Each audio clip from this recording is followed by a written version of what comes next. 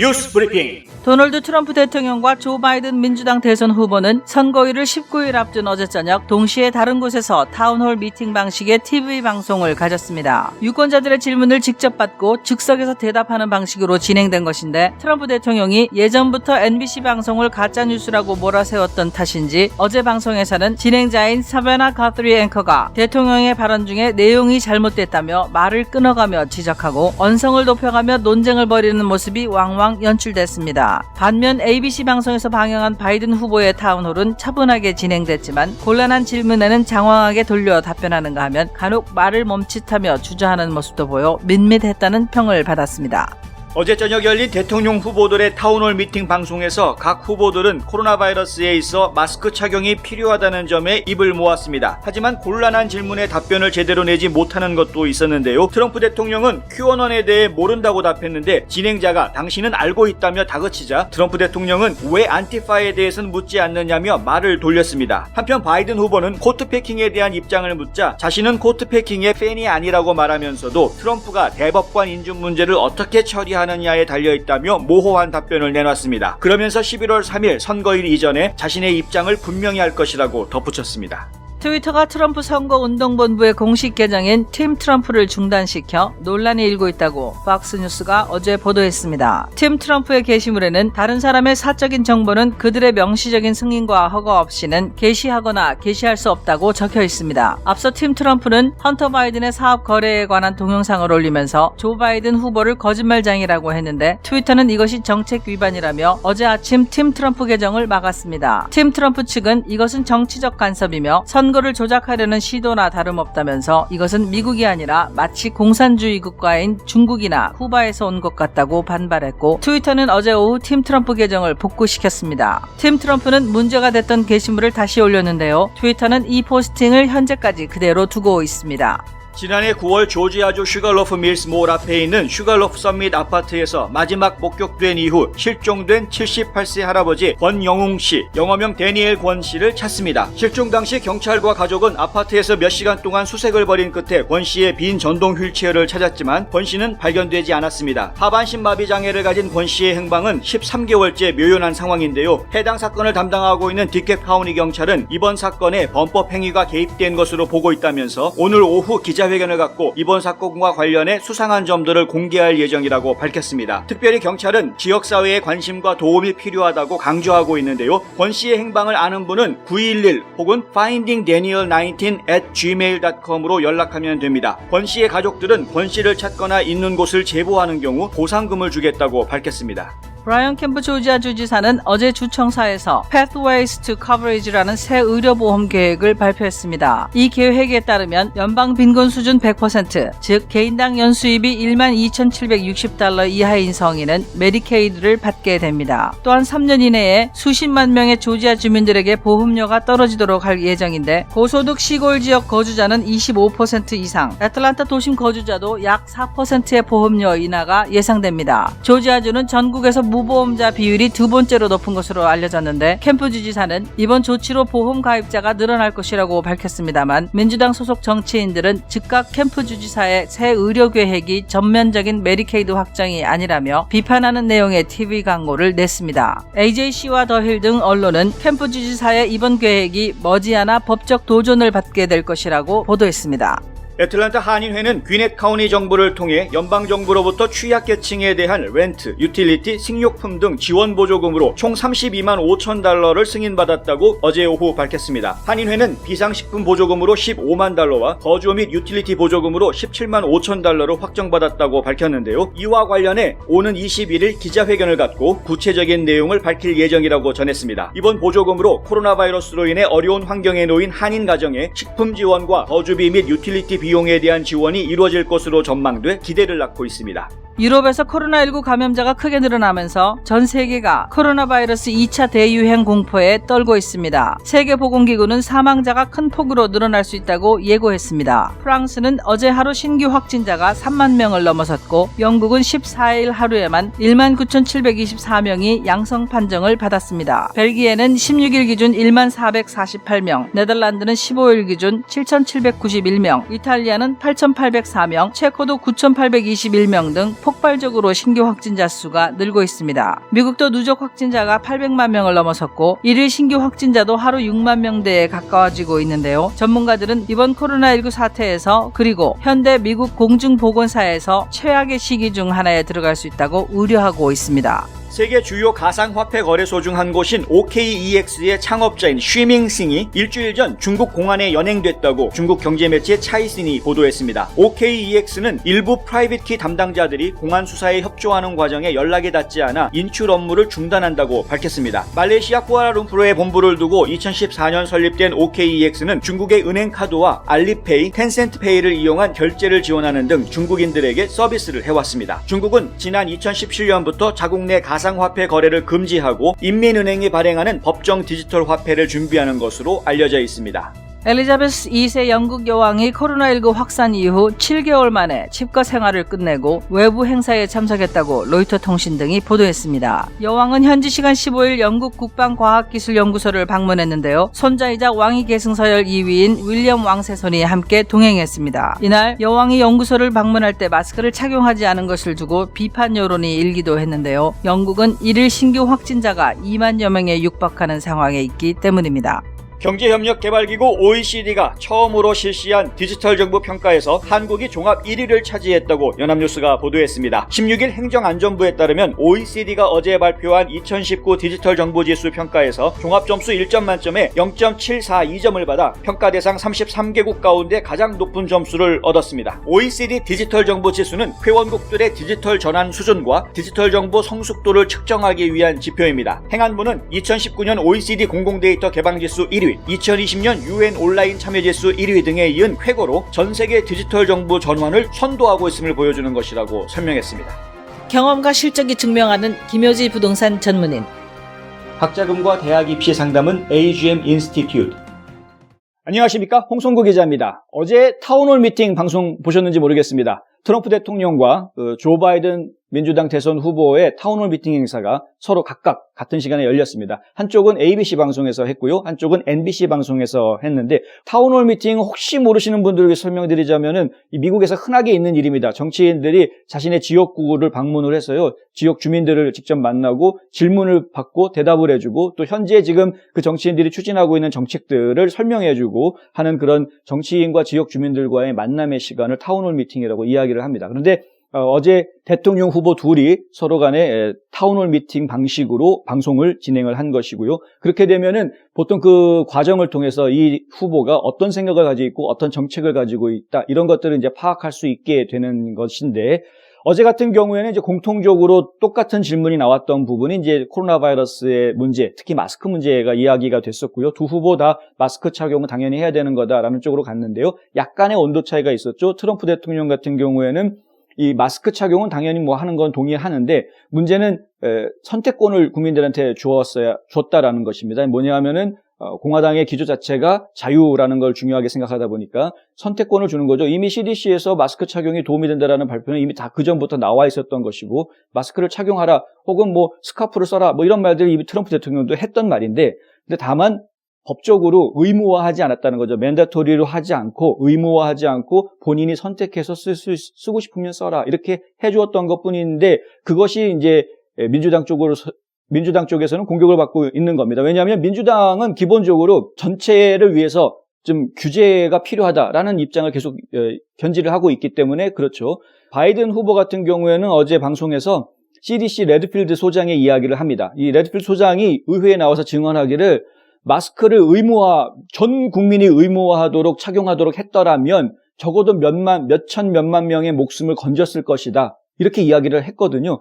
그 이야기를 하면서 이거 의무화할 필요가 있는 거였다, 이제 그 얘기를 또 주장을 합니다. 이렇게 온도 차이가 살짝 있긴 하지만 기본적으로 마스크 착용을 한다라는 것에 대해서 반대하는 사람은 아무도 없었습니다.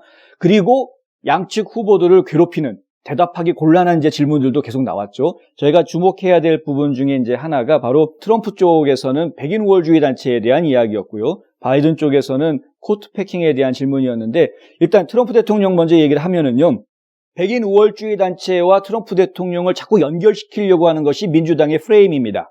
민주당에서는 지금 어떻게 해서든 백인 우월주의 단체와 트럼프 대통령을 짝짓기를 해가지고요, 트럼프 대통령이 인종차별주의자다라는 이미지를 자꾸 지금 이렇게 부각시키려고 하는 그런 프레임을 지금 걸고 있는 겁니다. 그런데 트럼프 대통령이 분명히 밝혔죠. 여러 차례 밝혔습니다. 분명하게.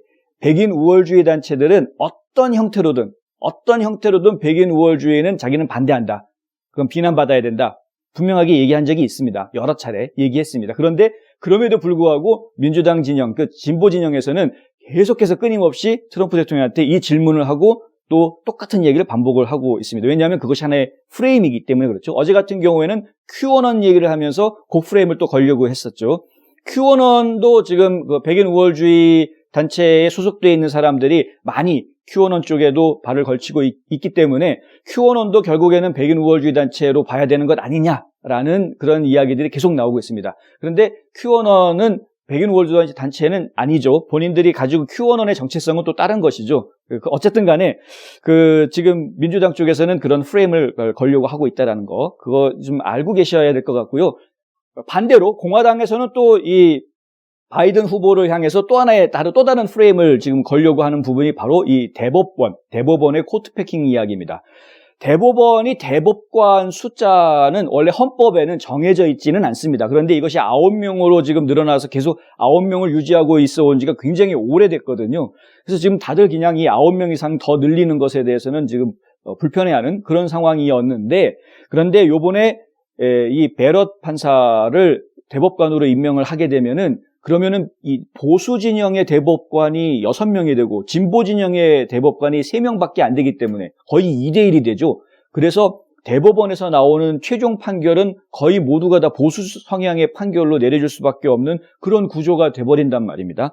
이렇게 되면은 민주당 쪽에서 특히 진보 진영에서는 어떤 법안을 만들어내든 그것이 의미 없는 게 돼버리는 아주 맥 빠지는 일이 되는 것이죠. 그래서 민주당 진영에서는 어떻게 해서든 이 대법원의 대법관 숫자를 더 늘려야 한다. 이런 주장이 지금 민주당 안에서 나온 겁니다. 문제는 바이든 후보가요, 예전부터 코트패킹에 대해서는 부정적인 입장을 계속 이야기해온 인물이라는 게 지금 문제입니다. 그런데 지금 민주당에서는 코트패킹 해야 된다라는 그런 전략들을 세우고 움직이고 있다 보니까 이게 참 말하기가 곤란해지는 것이죠. 그 전략들 중에 가장 대표적인 게 어떤 거냐면요, 푸에르토리코 이야기입니다. 푸에르토리코가 지금 주가 아니죠. 근데 이걸 주로 승격시켜주겠다라는 이야기를 지금 계속 하고 있습니다. 오바마 대통령 때부터 이미 계속 그런 공약을 하고 있는데 실천을 지금 못했지만은 어쨌든 요번에 조 바이든 후보도 푸에르토리코 지역을 방문을 해서 주로 승격하는 거 지원해주겠다라는 말을 했습니다.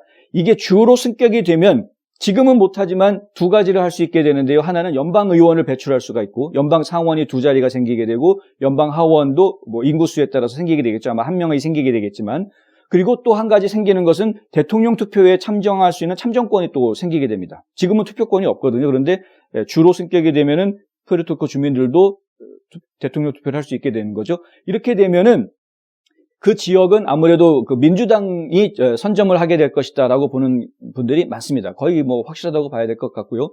또 한 가지 이야기되고 있는 것이 워싱턴 DC인데요. DC도 다른 주처럼 상원의원이 없죠. 그런데 DC도 주의 자격으로 승격을 시켜주겠다. 이런 이야기들이 지금 나오고 있습니다. 이렇게 되면은 연방 상원 자리가 4자리가 더 늘어나게 됩니다. 근데 그 4자리가 지금 상황으로 현재 상태로 봐서는 4자리 다 민주당이 차지할 가능성이 매우 높은 것이죠. 민주당 내에서 이제 그런 계획을 세우고 있는 것이죠. 민주당 대통령이 조 바이든 후보가 대통령이 되고, 그리고 선거가 잘 돼서 만약에 하원과 상원을 좀 더 많은 의석을 차지할 수 있게 되면은, 그러면은 이 대법관을 늘릴 수 있는 그런 활동을, 그러니까 계획을 실천으로 옮길 수 있다. 이제 이런 계획까지 나올 수 있는 겁니다. 그래서 민주당 내에서는 지금 대법관 수를 늘려야 된다. 코트패킹을 하겠다. 이런 이야기를 하고 있는 것이고, 지금 바이든 후보 입장에서는 본인은 과거에 코트패킹에 반대해 왔는데 당에서 그걸 원하고 있으니까 참 이렇게 말하기도 어렵고 저렇게도 말하기도 어려운 그런 난처한 상황에 처해 있는 것이죠. 어제 타운홀 미팅에서는 이 바이든 후보가 11월 3일 투표 전에는 자기 입장을 정리해서 분명하게 발표하겠다. 이렇게 약속을 했는데 어떤 내용이 발표가 될지 제가 지켜봐야 할 것 같습니다. 어찌됐건 간에 그런 그 양쪽의 정당들이 서로 간 상대방의 후보에 대해서 그런 정치적인 프레임을 걸려고 자꾸 한다라는 것, 그렇게 공격을 하고 있다라는 것은 알고 계셨으면 좋겠습니다. 한 곳에서 시작되는 안정된 미래, 선우앤선우 종합보험. 30년 손맛, 케이터링의 명가 참사랑. 어제 그 뉴욕 포스트에서 특종을 냈던 헌터 바이든의 노트북 그 내용들 그리고 이메일 내용들 이것들이 굉장히 큰 화제가 됐는데요. 정작 지금 그 큰 이슈로 번진 것은 트위터입니다. 트위터 쪽에서 뉴욕 포스트의 기사 링크를 지금 차단하는 활동을 했는데 이것에 대해서 지금 공화당 쪽에서 엄청나게 비판을 하고 있죠. 그런데 트위터가 단순하게 뉴욕 포스트의 기사 링크만 차단한 것이 아니라 아예 한 발짝 더 나가가지고요. 트럼프 대통령의 선거 캠프가 사용하고 있는 공식 계정을 아예 그냥 차단해버리는 어제 아침에 그런 일이 벌어졌습니다. 그것 때문에 지금 말이 많았죠. 어제 오후에 풀리긴 했습니다만은 과연 이 소셜미디어 네트워킹이라는 그 플랫폼을 운영하는 회사가 정치인들의 정치적인 발언에 대해서 일일이 관여하고 막고 하는 것들을 하는 것이 지금 타당한 것이냐 이런 부분들이 지금 이야기가 심각하게 되고 있습니다. 공화당 쪽에 이제 테드 크루즈 상원의원 같은 경우에는 기자들한테 어떤 얘기를 했냐면은요, 뉴욕 포스트에서 폭로한 그 기사의 내용이 진실인지 거짓인지를 이야기할 수 있는 것은 조 바이든 후보나 헌터 바이든 직접 이야기하면 되는 것 아니냐 이거죠. 그 부분이 거짓이다. 그러면은 거짓이라고 조 바이든 후보가 당당하게 이야기를 하고 만약에 문제가 된다 그러면은 조 바이든 후보가 트위터를 향해서 그거를 링크를 없애라든가 그 정보를 지워라라든가 이런 소송을 걸어야 하는 것이 마땅한 수순인 것이죠. 그런데 그렇게 하지 않고 트위터가 직접 이렇게 링크를 삭제하거나 막았다거나 하는 것은 이거는 정치적 발언을 검열을 하고 차단하는 것인데 이게 지금 미국이라는 나라에서 이게 할 수 있는 것이냐? 이거는 기업이 할 수 있는 일이 아니다. 이렇게 이야기한 것입니다. 근데 그런 비난은 받을 수밖에 없을 것 같습니다. 소셜미디어가 어느 정도 이제 전체적인 공익을 위해서 가짜뉴스를 퍼뜨리는 것은 곤란하다 하고 차단하는 그런 자발적인 그 자정, 노력을 기울이는 것은 뭐 바람직하다고 제가 얘기할 수는 있는데 지금 선거 상황에서 서로가 서로를 공격하는 정치적인 그런 활동들이 벌어지고 있는 상황에서 그것을 가짜 뉴스다라고 이렇게 플래그를 띄워주는 정도가 아니라 아예 그냥 링크를 차단해버리는 그리고 그 링크를 리트윗을 하는 계정들을 아예 그 계정을 막아버리는 더군다나 그 계정을 운영하는 사람이 맥커네니 같은 경우에는 백악관 대변인이면은 이게 공인 중에도 공인인데 이 백악관 대변인의 계정을 공식 계정을 막아봤다. 이건 말이 좀 안 되는 것이죠. 그리고 지금 한참 대통령 선거가 진행 중인데 지금 집권 여당의 선거 캠프, 집권 여당 측의 선거 캠프의 공식 계정을 차단한다? 이게 지금 곤란한 것이죠. 어쨌든 이번 일을 통해서 지금 이슈가 커질 것 같습니다. 빅텍들, 그러니까 공룡기업들, 인터넷 공룡기업들의 이 자정 능력을 어디까지 우리가 포용해주고 그리고 어느 정도 이상은 선을 넘는 것으로 제가 규정을 해야 될지 하는 부분, 그런 부분들에 대한 논의가 진짜 있어야 되겠다. 그냥 내버려두면 안 되겠다. 자율적으로 하게끔 알아서 내버려두기 위해서는 좀 곤란하겠다. 이런 이야기들이 지금 서서히 고개를 들 것 같습니다. 고객과 직원을 지켜주는 스니즈가 지금 주문하세요. 배너앤프린트. 뉴스브리핑에 광고하시고 그 효과를 직접 확인하세요. 어제 조지아주에서는 아주 재미있는 소식이 전해졌는데요. 브라이언 캠프 주지사가 기자회견을 갖고 한 가지 발표를 했습니다. 메디케이드를 확대하겠다. 이런 발표를 했습니다. 메디케이드를 확대하겠다라는 이야기는요. 메디케이드는 일반적으로 좀 퍼버티 라인 아래쪽에 소득 수준이 낮은 빈곤층을 위한 의료보험이기 때문에 메디케이드를 확대하겠다라는 이야기는 빈곤층들한테 의료 혜택을 더 많이 주겠다. 이런 이야기가 되는 것이죠. 그래서 상당히 환영할 만한 일인데 민주당에서 이걸 환영하지 않았습니다. 그 이유를 제가 좀 짚어드리겠습니다. 메디케이드를 확대하는 거는 좋은데요. 그 내용을 보니까 이렇게 합니다. 연방 빈곤 수준의 100%, 현재 기준으로 이야기하면은 개인당, 가구당이 아니고 개인당 연수입이 12,760달러. 그러니까 한 달로 따지면은 뭐 한 1,000불 남짓 정도, 한 달에 1,000불 정도 버는 사람 정도 수준이어야 이제 메디케이드를 받을 수 있게 되는 것이죠. 그런데 조건이 붙습니다. 메디케이드면은 무조건 다, 그 소득이 낮으면 무조건 다 되는 게 아니고요. 한 달에 80시간 이상 일하는 사람, 그리고 풀타임 대학생, 그러니까 풀타임 학생들은 이제 받을 수가 있게 되고요. 그리고 한 달에 80시간 이상 일을 하려고 하면은 주당 20시간은 일을 해야 된다라는 이야기인데 파타임으로라도 일을 해야 된다. 뭐 이런 이야기가 되고요. 그렇다면은 만약에 지금 당장 의료 혜택이 필요한 사람들, 예를 들어서 지금 건강이 안 좋거나 사고를 당해가지고 일을 못하는 사람들은 그럼 어떻게 하느냐 이런 문제가 또 생길 수가 있겠죠. 그래서 이제 일부 예외 규정들을 만들겠다. 이제 이런 이야기들이 나왔습니다. 이것들이 정착되기까지 시간이 좀 걸릴 것이다 라는 이야기도 나왔습니다. 뭐 다 좋은 이야기고요. 캠프 주지사실에서는 부분 확장이긴 하지만 확장하면서 적어도 6만 명에서 많게는 한 60만 명 정도는 새로 의료보험 가입을 할 수 있게 될 것이다. 의료보험 혜택을 받게 될 것이다. 이런 발표를 했습니다. 실제로요. 조지아주가 이 미국 전국에서 의료보험에 가입하지 않은 무보험자 숫자가 전국에서 두 번째로 많다고 합니다. 그러니까 이 무보험자가 많은 주다 보니까 그 숫자를 좀 더 올리기 위한 노력으로 하는 것인데 왜 그러면 이 주정부에서 그런 노력을 하느냐? 가입자가 많아져야 그래야 이 프리미엄이 떨어질 수 있거든요.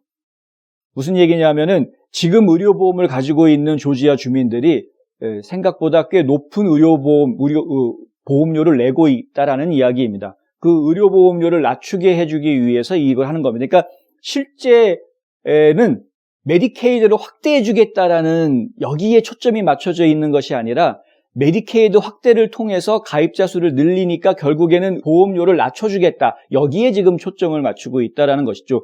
민주당 측에서 이거 가지고 지금 공격을 하고 있는 부분 중에 하나인데요.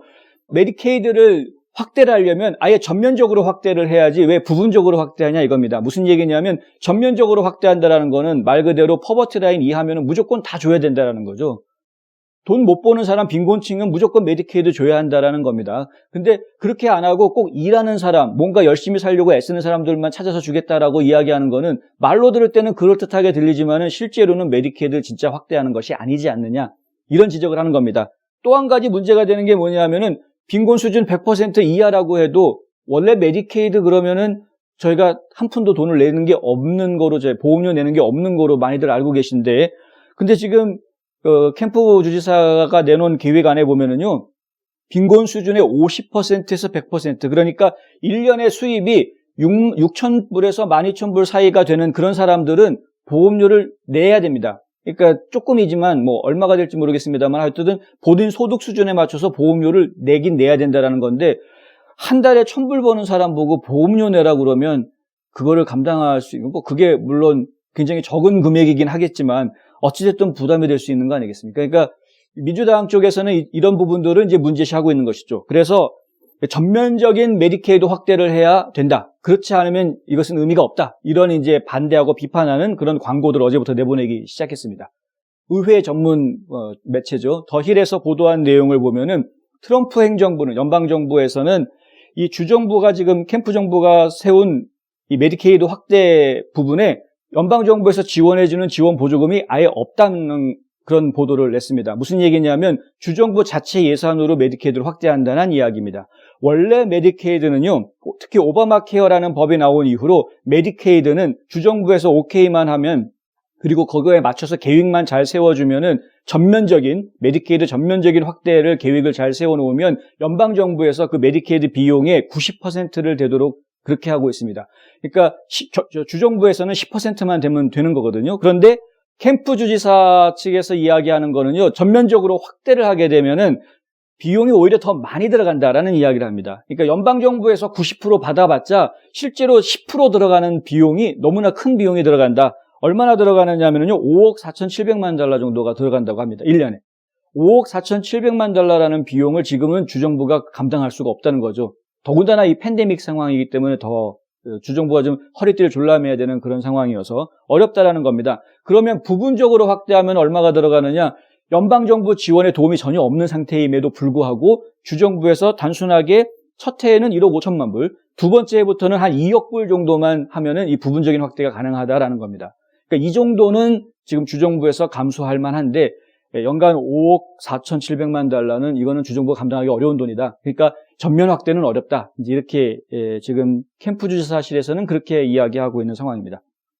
여러분들 생각은 어떠신지 모르겠습니다만 어쨌든 지금 주정부에서 추진하고 있는 방향은 아까 말씀드린 대로 보험 프리미엄을 줄이는 그런 효과에 지금 집중하고 있는 것인데 지금 현재 캠프 주지사의 계획대로 진행을 하면은 3년 이내에 현재 내고 있는 보험료의 25% 이상이 줄어들 것이다. 어디가? 시골 지역이.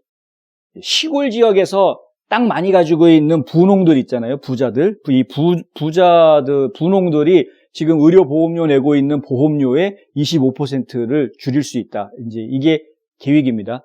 그리고 이제 도심에 있는 빈곤층들이 아무래도 더 많이 모여 있겠죠. 도심 지역에서는. 근데 이 도심 지역 같은 경우에는 한 4% 정도가 줄어들 수 있을 것 같다. 이런 이제 전망들을 내놓았습니다. 그러니까 보험료를 줄이자라는 것이 이제 지금 현재 목표인 것으로 보여지고요. 왜냐하면은 오바마 케어의 가장 큰 문제점으로 이야기됐던 것이 바로 이 중산층 이상한테는 보험료가 너무 많이 올라가는 부담을 주고 있다라는 그런 지적을 받아왔기 때문에 부담이 되고 있는 보험료를 좀 줄이려는 노력을 지금 하면서도 동시에 빈곤층에 대한 의료 혜택을 더 늘리려고 하다 보니까 이제 그런 아이디어가 나온 것 같은데요.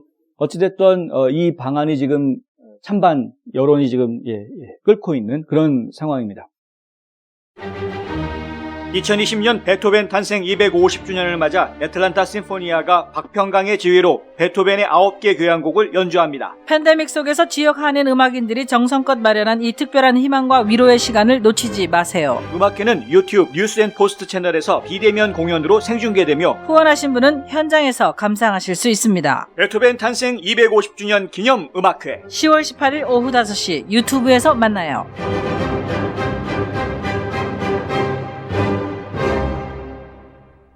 앞서 보도해드린 대로 지금 저희 애틀란타 한인사회에서는 그 권영웅이라는 할아버지, 올해 78세이신데요. 이 할아버지가 작년 9월에 실종된 이후로 지금까지 13개월 동안 행방이 지금 묘연한 상태입니다. 가족들은 아직까지도 이 할아버지를 지금 찾고 있는 중입니다. 경찰도 지금 계속해서 수사를 하고 있는 중이고요. 지금 13개월째 실종자를 수사한다라는 게 보통 잘 이해되지 않을 정도로 너무 긴 시간이 지금 지난 것 아니냐. 과연 할아버지가 생존해 있겠느냐라는 말까지 나올 정도로 많은 분들이 지금 우려하고 있는 상황입니다. 그런데요, 경찰에서 돌연 13개월 만에 오늘 기자회견을 갖겠다고 연락이 왔습니다.